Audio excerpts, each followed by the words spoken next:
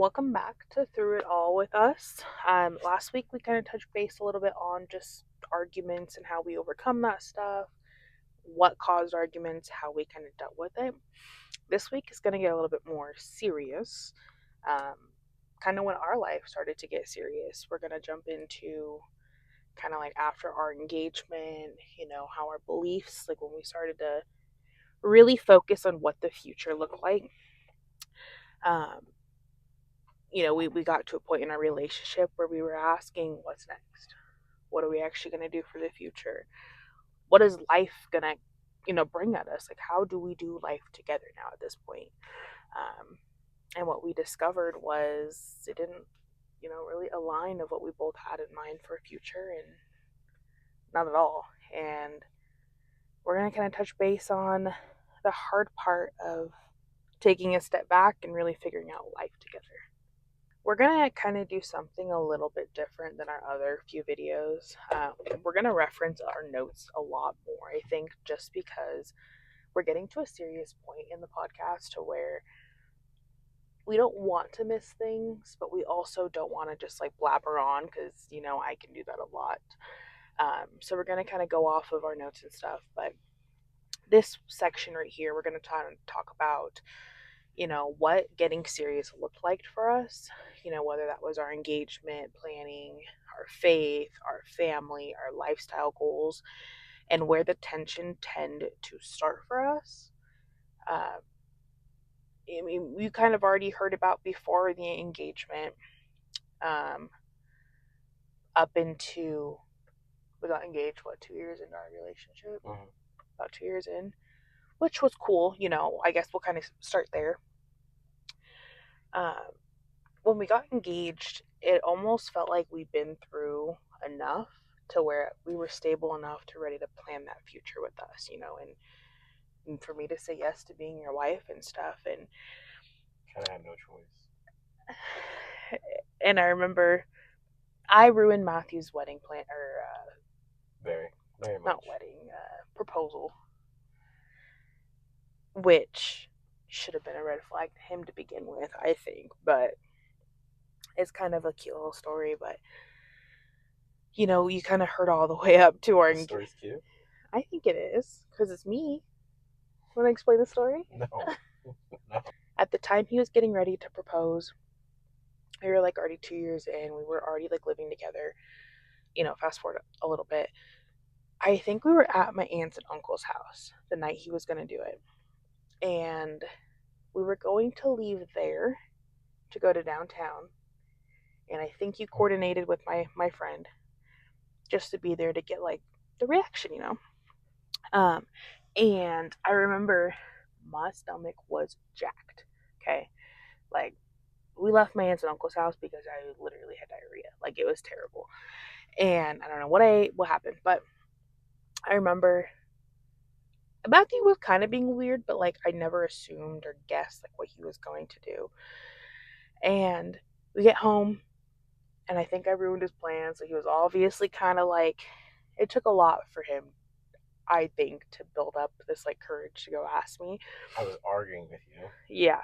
He was like, no, let's go out. And I'm like, no, dude, like my stomach hurts. Like, I want to go home. I want to go home. We went home. It went my way. We get home. This is a funny part. I think it's cute. It can't get more raw than this. And then I was like, this can't be my man for doing it this way. I go to the bathroom. Once again, crapping my brains out.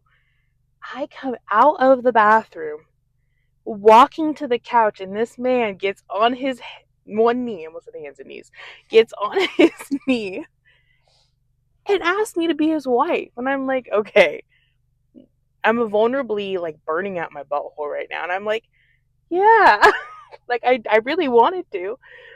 And then I find out later, like I'm obviously shook. Like, I wanted to be his wife. Like, me and him have been together for a while and truly loved him. But the situation, I was like, that is like for real, like real love. You asked me coming out of the bathroom in our own house. He had a whole thing set up. My friend was supposed to be there. I'm not at the house after I blew up the bathroom. But that, to me, is green flags that this man still got on his knee after I just destroyed our toilet. I had a ring. I had plans. at people and places, Mm-hmm. texting everybody, being like, hey, be here, be this, this, this.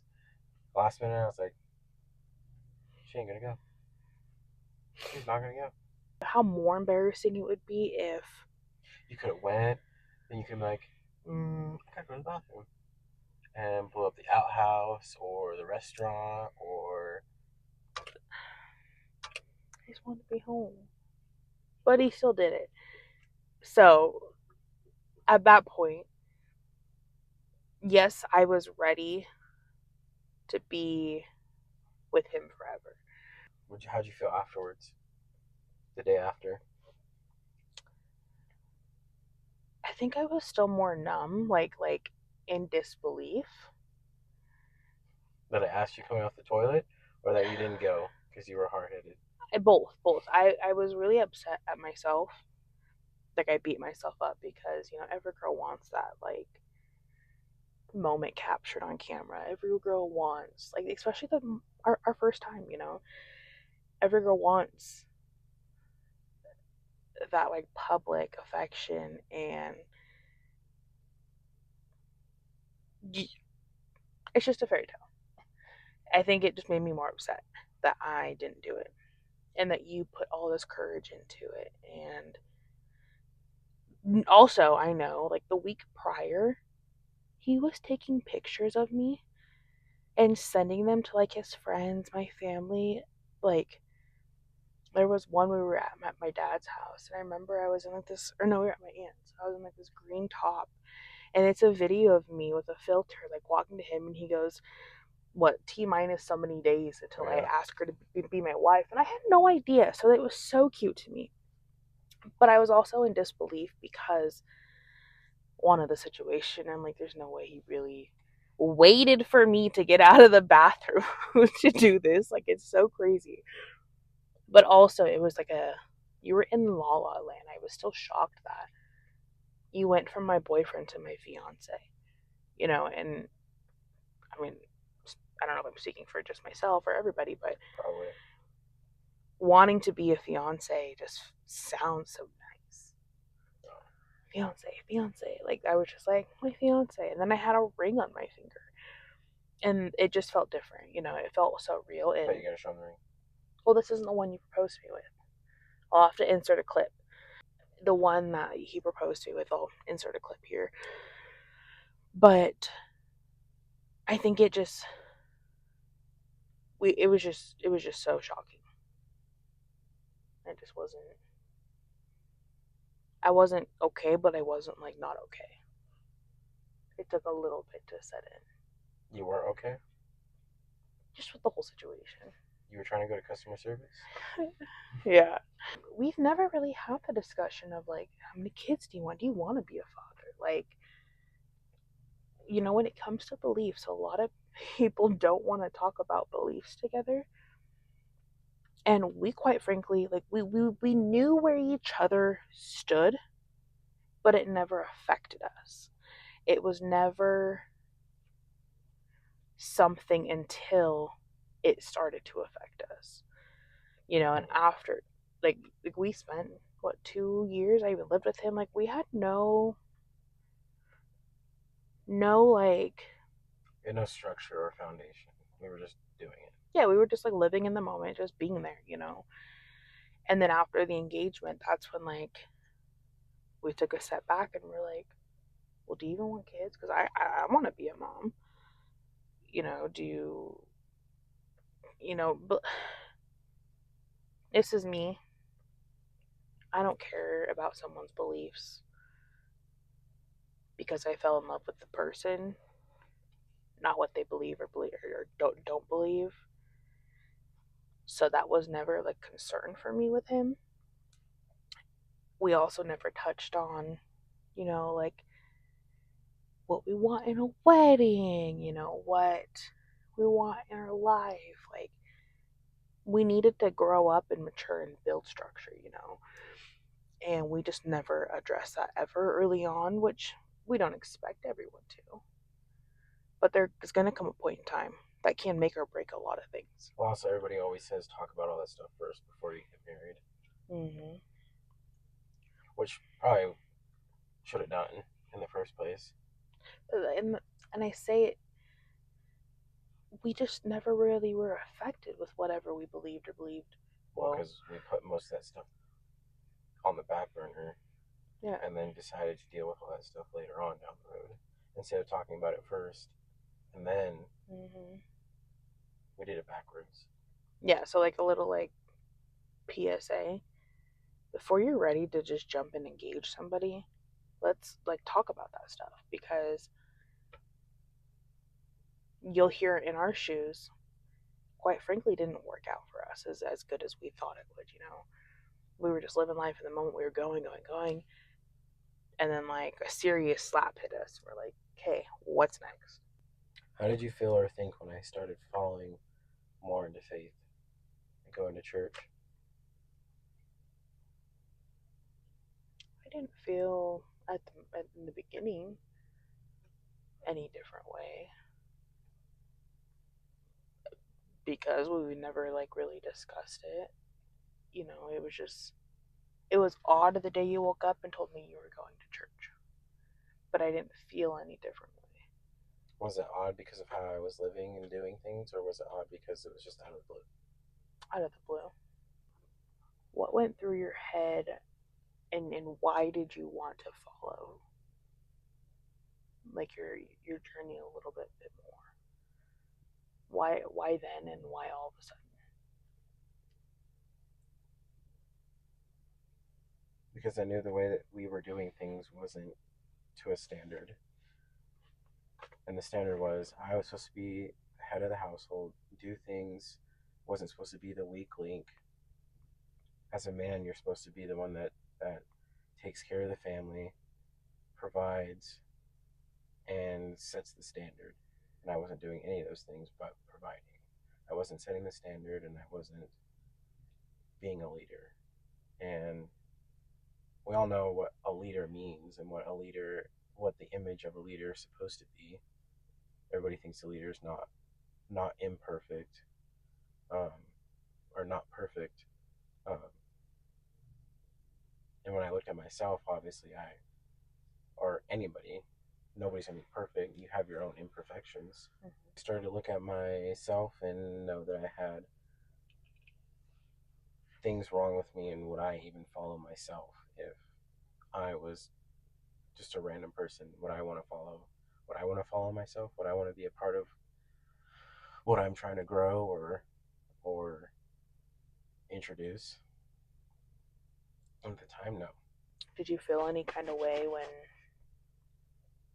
like I said early on, when you started to go a little bit deeper and following that aspect? How did you feel when I wasn't participating?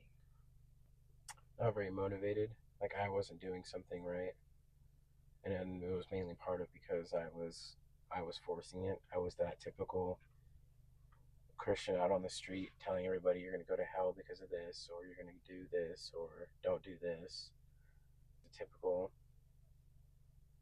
you're going to go to hell if you don't believe in God, or if you watch this, or do this, or it was, to me, it was a check mark crossed off of my life board. Did that make you feel any different about wanting to go further with me in the beginning? Like I was doing something wrong. Like I wasn't being the image that you, or the example to follow. How can I expect you to pray, go to church, and do all these things if I wasn't doing it? And if I didn't understand it, I was just doing it out of, like I said, like a mental check off my daily board or daily task to do. Where was your standpoint in Christ? Like, I believed in God for everybody else, not myself, because of what I had done, did, and wanted to neglect. And so when I would try to force it on you, I was trying to make you, not the leader, but like get you to come around first, and then I come around, because I had already been down the baptism road. I had already been down gave my life to Christ, but fell back. I had already been through all of that. So maybe if I got you to come around, you tagging along would be the motivator to be like, okay, let's keep going. Let's go to church. Let's go do this. And then it would get me out of the funk of not wanting to go do things or be in a leadership role where I could do those things on my own without not having you to be like hold my hand and go through those things. Yeah. So I try to put the responsibility on you, like saying, hey, let's read this, let's do this, don't do this, don't do that. But I know I should have been not doing those things or not doing certain things, reading and praying and doing all these other things. I wanted you to do it so that way when you came around, it was easier for me to get into a routine and do things. You guys knew he believed in that at the time. I didn't. I used to be a Christian. I grew up and had my own opinion, and too many things happened in my life to make me fall out of belief. And to be completely honest, that was a big. It was hard. I couldn't expect you to come around if I wasn't doing something or if I was forcing it on you, because then it just seemed like a chore. Yeah. You have to read to make me happy. You have to pray to make me okay. You have to do all these things to make me feel better instead of me just doing it and then you following along. Mm-hmm. And then it came an issue with I don't even know if I should go into that. It just caused family issues. Long story short, because this was. I have a heavy church family, and I don't. we're all on different sides of the spectrum on it, and I only say that in a sense of like we all believe in the same thing, but the same thing that we believe in, we don't apply it to our family issues. It's a cutoff and move on. Mm-hmm. It's no like second chance or turning point. It's just a cutoff. See you in like 6 months, or we'll come back and talk again in 6 months. Yeah, we were together for easily 3 or almost 4 years at this point. Still not married. Well, they also just assumed that I would follow suit in how the way things should have been, which, to be honest, Yes, it'd be a lot easier. Yeah, it was hard on us because we entertained the idea of a faith conversation a lot, but I feel like we never took it seriously until we had to. And me being who I was, I'm not ignorant to the idea. I'm not ignorant. I'm not against an individual who believes in God. I'm not that kind of person who doesn't believe and to shame you for believing it or thinking it's a joke or like you do you, like everyone has their own belief. And at that time, it was really hard because like you said, it was one of those things that like a transition that happened too abrupt. And it's like a system. You clock in, you go to work, clock out. Mm-hmm. The minute something interrupts the system, then it's hard to follow a certain system, or maybe clocking in is not the best example, but like you have to have gas in your car. You can't just not have gas. You got to go get gas. The minute gas goes up, I don't even know what to use as an example. Are you trying to say like because I came from not believing to just trying to walk in flow? Yeah, just to just make sure I'm like caught or like up. Basketball. I don't know how to play basketball. I know how to play basketball, but I don't know the idea of playing basketball. Yeah, and like that's where I was. Like we had two different beliefs. I mean, 100% early on, which to me it wasn't a problem. To him, would you say it started to become a problem? Because you Well, I don't know if calling it starting to be a problem. I think it was a problem Yeah. because we shouldn't have been sleeping together, which I know a lot of people hate on, but if you sleep with a bunch of people, then you're tied to all those people. Then you become that person you slept with, and then they become the person you slept with, and then it's a cycle. Like you may not have had anxiety or anger issues. You sleep with that person, then you can, like, what do you call it, contract or get or adopt, or I don't know. You get anger anxiety issues or Mhm. Yeah. So like that whole situation for years. I mean, we dealt with a battle with it. You know, there was countless nights where I wouldn't say we would argue, but there was a lot of emotions involved because, like, one that makes me almost tear up still. I remember one night we were talking, and you just flat out asked me, like, why don't you believe, or like, what happened, or something along those lines. And I broke. I was like, why? See, I'm tearing up about it. I was like, why? I just remember I'm like, because I have my own opinions about what a higher power or who God was supposed to be, or like how the world should have been. And quite frankly, it's not the way that a lot of Christians portray God to be. And I remember this is what I think really started my ignite with Him, and like really opening up my doors and being open to the idea of trying to find faith again, because it took that, like, that emotion night. Because I just told him, I was like, my family and myself have gone through so much in just the world. I was like, how is this even possible? Like, I fell out of faith because of X, Y, and Z, which, you know, he was never like negative about the situation. He never like said anything that would have like made me upset about it. He was just like, and you have a reason to feel this way, you know?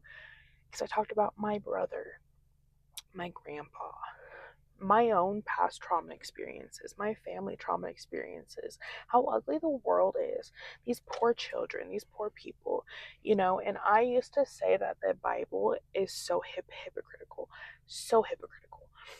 But bless Matthew's heart, he would never ever be like, well, that's how it's supposed to be, like some people would.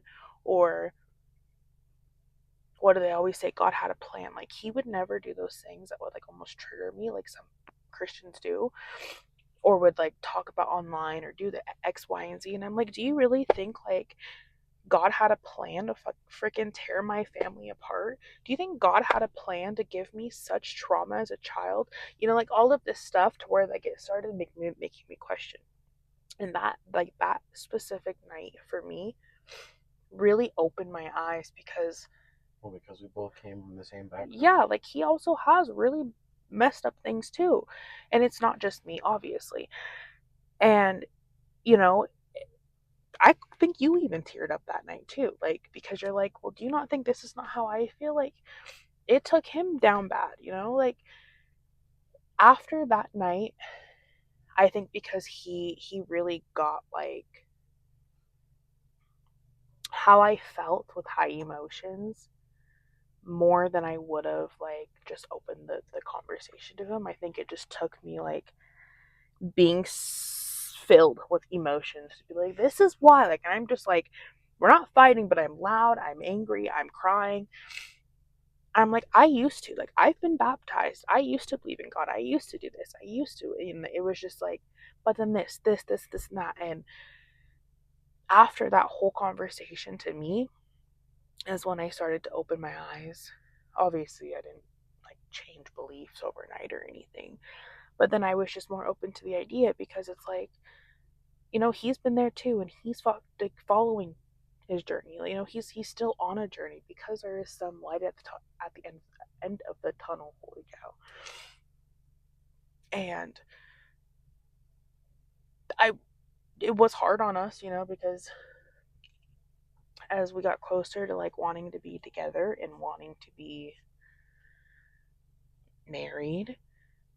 I had to have you read what a husband meant, what a wife was, how to judge me in a way that wasn't worldly standard. Yeah. I had to show you that why some things are the way they are today, and why we both were not given. I can't really say a bad parenting example, but We just I weren't guess a really given a bad, golden platter yeah, family. We had our own issues. And another thing too, like, this kind of goes into the topic of him saying that he kind of felt like he forced it on me, which I forced it for a good reason. I knew that that's what you needed because that's what got me through a lot of things. So it was hard for me to ease up and just let you go about your day because I knew that's what you needed because that's what got me through the same things that you were going through. I knew that it wasn't going to hurt you, it wasn't going to harm you, it wasn't going to take away anything out of your life. At the end of the day, I felt like I was doing it for Matthew and not for me, which I allowed it. I let it go on for a couple years. Like, I was doing things for Matthew, and I think because I didn't want to keep having the conversations, I didn't want to feel pressured. I didn't want outsiders to look at me like I was ready for my ticket for hell. Like, I wanted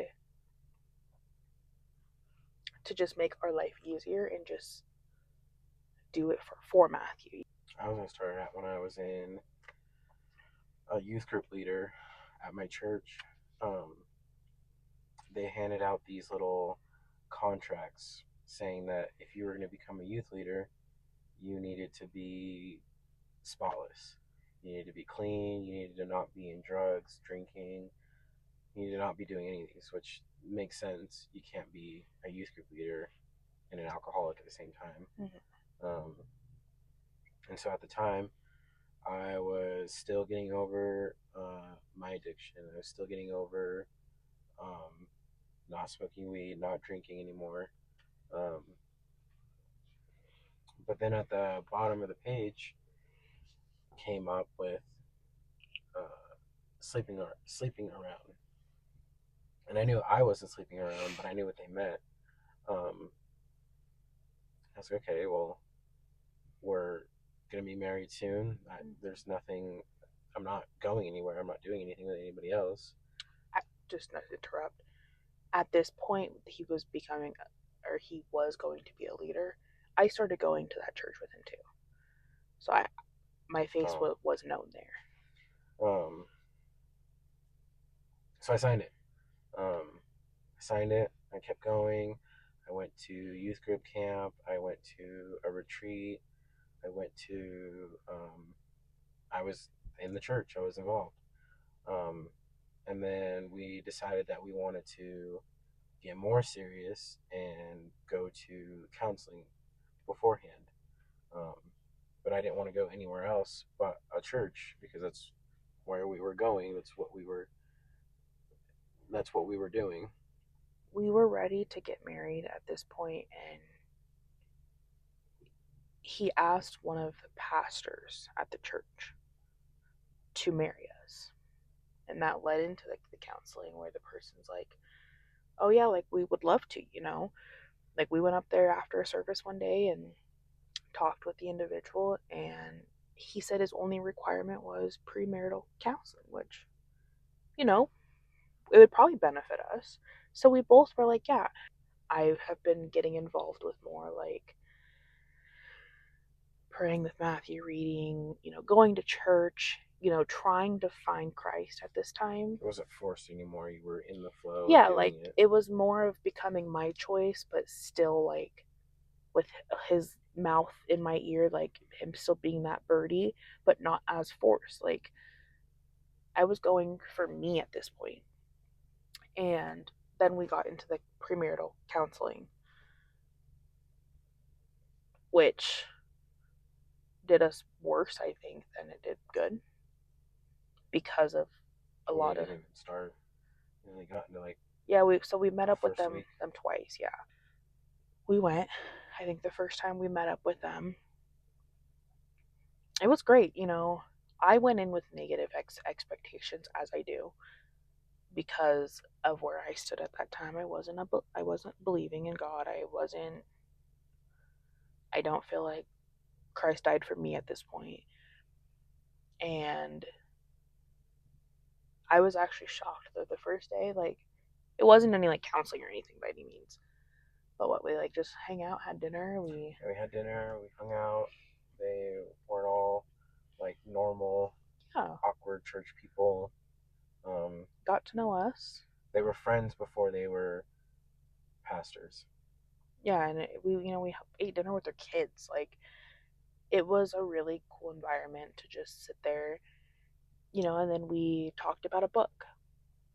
And they recommended it because they felt like it's beneficial to all couples. And what was it, the five love languages?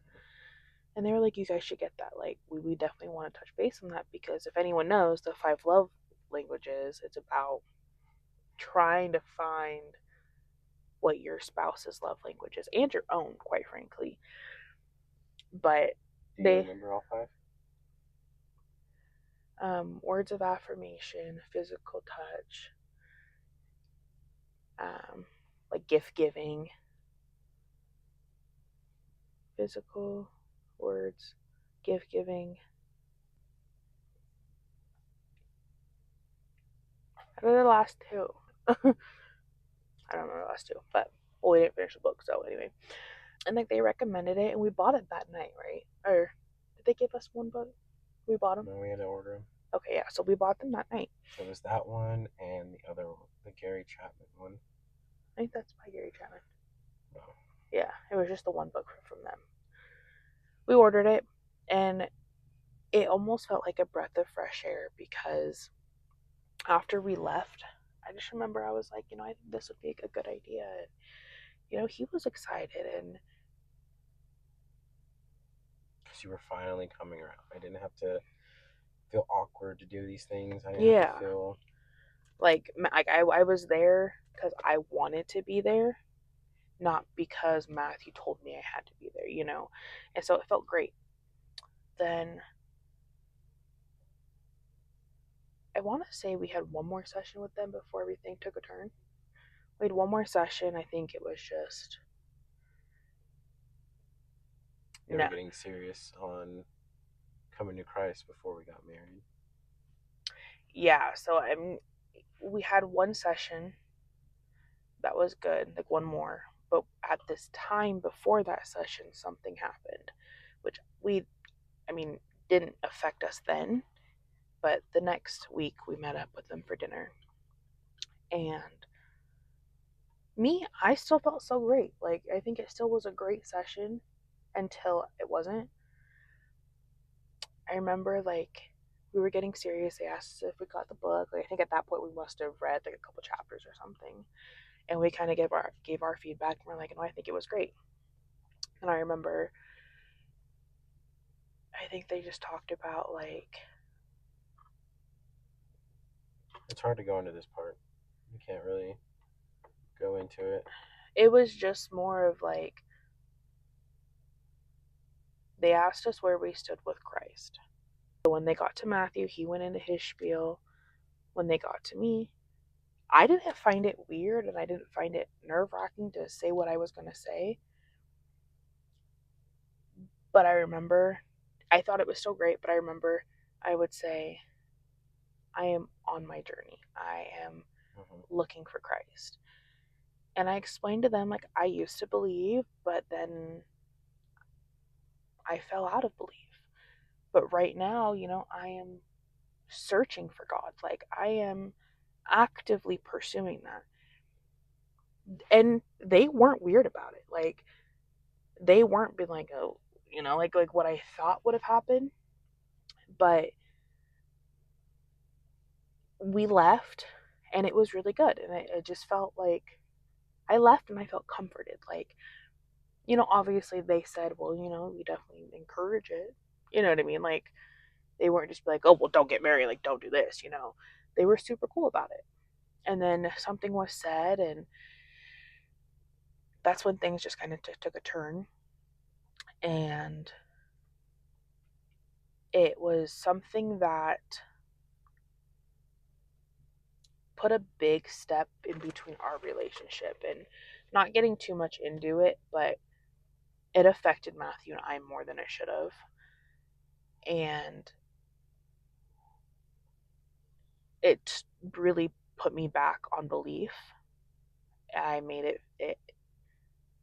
I just stopped caring at this point, which made it harder for us because I was in no hurry to go find Christ again. Like, I was hurt. Matthew was hurt.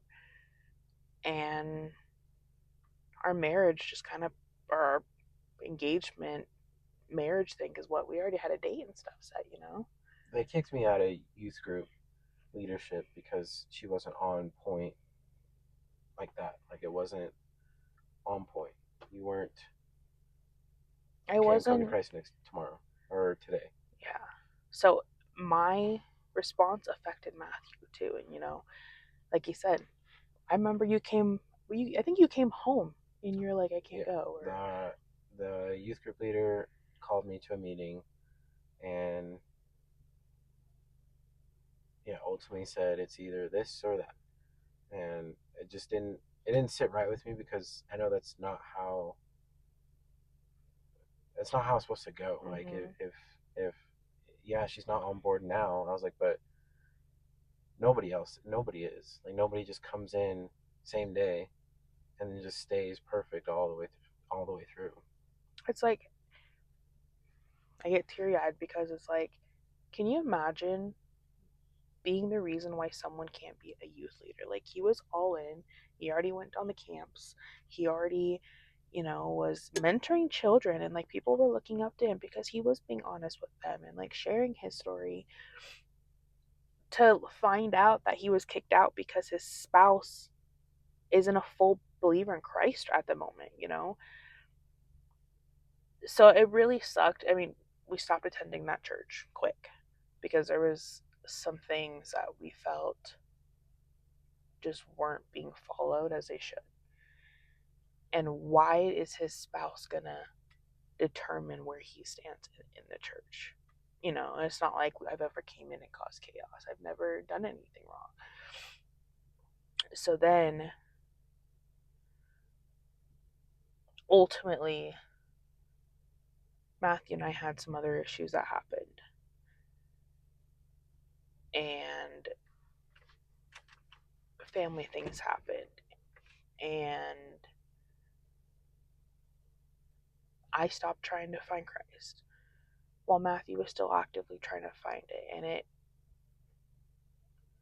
you know, other things happened. And I think we ultimately thought it was just best to not try it. I don't know how else to put it. We fought and we fought and we fought. So now we're going to the light segment. Add warmth and humor by playfully showing how you balance your differences. What's one belief or habit of mine you've learned to love instead of fight? It's like the verse where it's like, Jesus loved. No, but what did I do? You would do like. Because I'm curious for myself. Early on, this is when it was annoying. You would just try and like set that like perfect house. Like you would, like, it was almost like we were playing house. Like, I had you do the dishes no, or clean the lint trap, no. Like, make the bed, brush your teeth in the like morning. I was wife. Ooh. Like I was wife. I had to do wife duties. Oh, Matthew was the man of the house. He needed to do man duties. But also, do these. I'm a full time employed woman who equally is working with him. But the wife needed to do the duties that a wife should be doing when she's at home full time, taking care of the house, taking care of her man. I wasn't. So it was almost one of those things where, like, the expectations of the man of the house just didn't feel real and they felt like forced until later it started to get more natural and comforting. And I was like, okay, like, Big Daddy, do your thing. Like, it's different. Like, I will cater to you and cater to the house, even though me and you are both, full time working and doing things.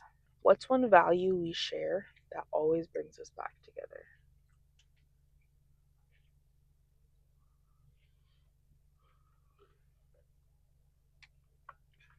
We're patient, loving each other.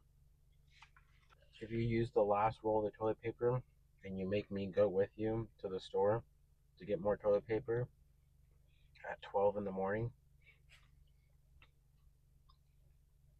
when I knew you should have went and got toilet paper the day before or the day of when we're already out and about.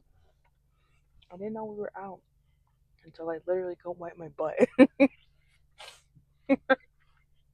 I had to. It was I was an perfectly okay sitting emergency. at home playing 2K. But you wanted to go out, get active, go to a baby shower, and then come home, clean the house, do the dishes, take out the trash. I'm being a wife, don't wife duties. So you know what? I can't let you go to the store by yourself because you'll come home with brownies, cookies, cereal, a spatula, more spoons. I'm a PMSing girl. Forks. Let me live my life. Hey, bro, all you gotta do is go to the store and get some more toilet paper. I'm so bad at that. Let's name 3 things we'll never agree on. You can leave on the wax smell all day and you're not gonna catch fire, and it's not gonna catch fire. But the one time, okay? It won't. We'll never agree on that. Turn it off. You don't need to clean the lint trap every single time. Yes, you do. You can go 2 dryer cycles before you gotta clean it. No. You don't need to flush the toilet. Hold on. When you put cleaning solution in the toilet, because you'll go to the bathroom and you'll flush the toilet, and then flush it again after you've already went to the bathroom. Because you said you don't want all the soap particles to jump up out of the toilet, kiss your butt. Sorry, UTIs are really something I don't want. Matthew says that I'm dramatic when it comes to people almost causing accidents, and it's never my fault. I'm about to go in. Okay. You're not dramatic. Who just got hit with a pillow this morning and said, oh. I'm not dramatic. No, it wasn't a pillow. It was a corner of your phone. That's even worse. I'm not dramatic. You said, I'm not dramatic. I am. You gave me a concussion. Matthew feels like I should never update him on my day to day. Wrong. We'll never. No. I'll explain. This is something we'll never agree on. I tell him exactly what I'm doing, or why I'm doing it, or when I'm doing it. Why? Because I think it's important. He doesn't feel like I need to. I don't need to know that you went to the bathroom 4 times in the span of an hour. I love to write things down in a planner, but I don't always have it with me, so I'm verbally writing things down. And you're kind of my notebook. Look at it that way. Because sometimes, this is why I think it's handy. Sometimes, not all the time, because I think he just lies. He'll be like, I thought you said you were going to go shower. And I'm like, dang, yeah, I was. Or he'll think I said something because he's just so used to me as blabbering. He'll be like, I thought you said you were going to go shower. When did I say that? You know what I mean? That's a terrible system. Well, it works for me. There was things that I feel. I mean, we hope you guys would get the point of it. Like, there's a lot of things that would affect us personally that we just never addressed early on. And we did everything backwards. We jumped into it first because we knew what we had and we didn't want to lose it. And we thought that going through all these steps, we're going to find things that we didn't like about each other, and it wasn't going to work out. Mm-hmm. So we jumped right into it first, and then went to, okay, do you like this? Do you not like this? Do you like this? Do you not want to do this? How do you feel about this?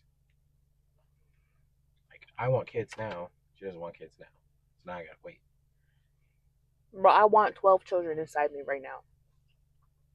That I know an example. There's just a lot of things like do all the slow steps first. Get to a comfortable point where you can openly talk about, well, I don't like you go through a whole roll of toilet paper in 2 weeks, or I don't like. It's golden hour. Sorry. I don't like that you don't change the lint trap every week. You know, and those small issues are not the end of the world. You know, if I sincerely felt like that lint trap situation was like a make it or break it, baby girl, I got a rude awakening. Not everyone is going to be that cup of tea. But you... Oh, I'm not going nowhere? No, anyway.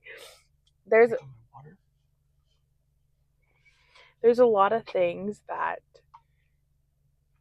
you will learn to figure out, you know, but you want to talk about them kind of early, you know, what consequences we had to figure out, you know, like our actions had consequences, and quite frankly, it left us to separate and think we were never going to find each other again. And, you know, we just went through a season that just wasn't, it just was really tough on us that we didn't think we'd make it out of. I think next week's episode is going to be different. We have feedback, questions, reviews to go over, and stories.